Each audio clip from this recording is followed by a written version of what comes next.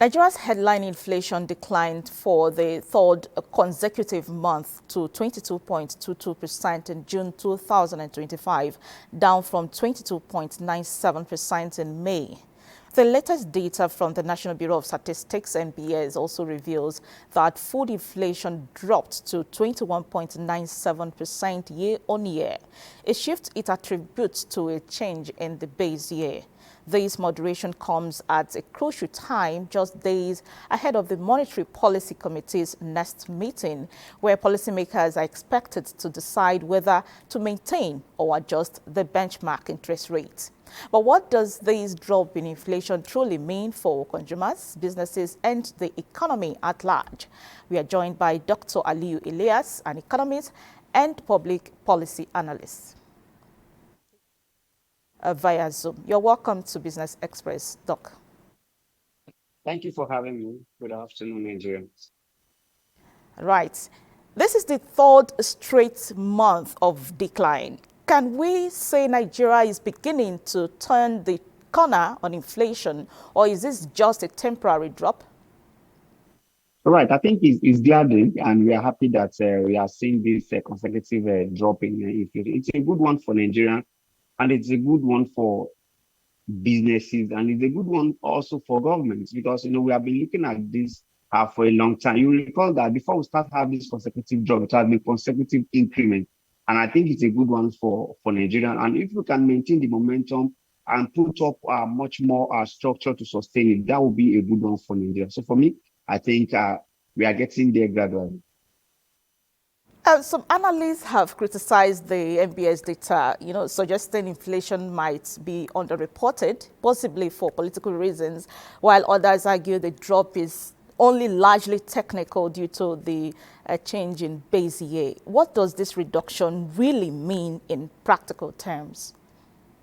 Right. I think we must acknowledge that a reduction is a reduction and is a positive omen both for international community in terms of foreign direct investment and even local businesses. However, if you look at the reduction, it's a function of a drop in food inflation because it's not only the headline that is actually dropping, it's also food inflation that is dropping. You recall that President Muhammad Buhari over time, President Bola Ahmed Tinubu actually said is going to declare emergency on food security about 2 years ago. Perhaps maybe this is part of the result we actually are seeing, and that's what we expect to see. However, they must not rest on their oars because it might be temporary, but we can be able to sustain it. So we can just be able to maintain it. My only fear is that CBN actually reported last week or thereabout that there is increase in inputs, and that's where my fear starts from. That are we going to sustain this drop in inflation? And according to CBN, there is a rise in the input of agricultural produce, manufacturing produce, and that may in turn return our inflation to be moving up ahead. And since they have actually identified that, I think it's a quick one for them to find a way to actually arrest that and to also continue to see that we have reduction in food inflation, which is the greatest catalyst that is bringing up inflation. Perhaps there are other macroeconomic indicators that we also need to look at, such as forex, the TWA, and other indicators.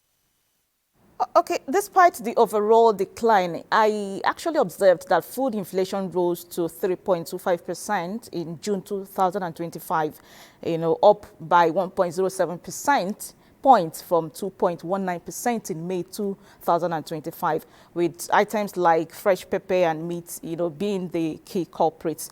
How are these increases affecting Nigerian households, and what can be done to stabilize food prices? And that's why we are actually happy that we have a drop in inflation, because the more we have drop in inflation, the more people's purchasing power increases. So the more we get to see a reduction in inflation, the more we have more purchasing power. And also, I think we're also in the rainy season. So we are expecting a kind of harvest, very soon also. So that will also help the food inflation to actually reduce. But, input is the major thing that we also need to look at this time. Right. We also saw a slight increase in month-on-month inflation from 1.53% in May to 1.68% in June. Does this suggest that the downward trend might be fragile? And what short-term pressures could reverse these gains? Right. Just like I said earlier, the downward trend of the inflation we might not be able to sustain it unless we try to do what we're supposed to do. And that's what I talked about, the general macroeconomic indicator.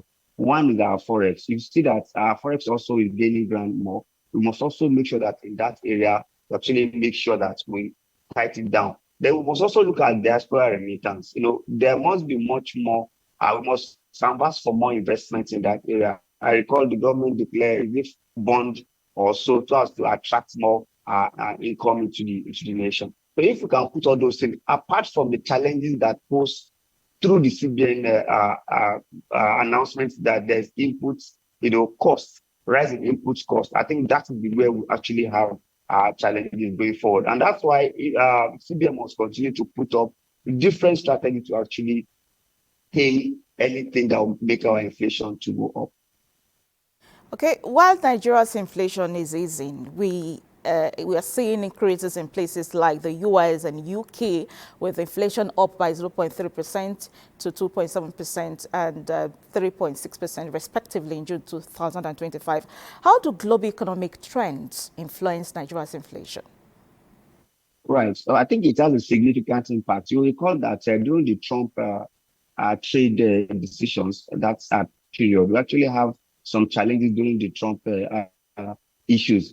You recall that Trump declared that the tax and trade war is actually affecting inflation here and there. And a country that does not have enough shock absorber will definitely feel it. So we are not actually immune from it, but we have our own challenges already. But if we can ramp up our production, because the economy is now also changing.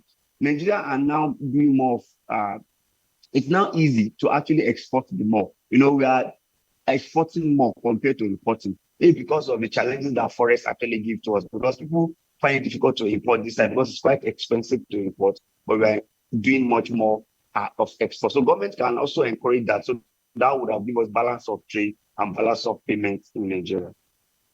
All right, with the Monetary Policy Committee meeting around the corner, how do you expect the CBN to respond to this trend? Should we expect a pause or even a rate cut, or will the Apex Bank maintain its tightening stance? It's quite tricky and depends on their vote and their decision. But for me, in as much as we have downward we have been able to gain the downward trend in inflation. So I think the NPR is the major thing, which is has to do with interest rate. So for me, I think it's either they tarry, they maintain the status quo, or they actually reduce it. It can be reduced because by reducing it, it's also a good optics for Nigerians, because by the time you reduce interest rates, manufacturers, small businesses, they can actually approach banks to actually gain more. So I expect them to either tarry or reduce the NPR in the next MPC meeting. What measures would you recommend to ensure this downward trend is sustained and not just statistical? Right. I think the government needs to do more in terms of energy costs. You recall that our major problem is energy costs, but it's looking as if it's a kind of stable. We must do more. Government have CNG. Have CNG actually reflect in the day-to-day activities of Nigeria. Government must do more. It's either they increase the pump that is dispensing CNG and all that. And then number two, we must also make sure we sustain the forex achievement. It's a bit stable now, so we want it to stable to an extent, perhaps to be reducing. That's a good one. Then in terms of food inflation that we are gaining, the reduction in the inflation, we must also do more to make sure that we push out more, create much more ease of doing business for people in the farm. We must also look at our transport system. If we can actually do more, government has shown a lot of things saying that we are going to have CNG buses in all state of the federation. I think we need to do more, but that will actually reduce those. Then in terms of diaspora remittance, we must do all we can do to attract more remittance to the Nigerian economy. Then we must also continue to increase our exports, encourage exports, and create infrastructure that will help us to actually do more in terms of export. So if you can look at all these macroeconomic indicators and make sure that they are positive on our side, definitely can continue to sustain this trajectory. Right, Dr. Aliyu Iliias, thank you for your insights on the June 2025 inflation. Thank you for having me. Moving on,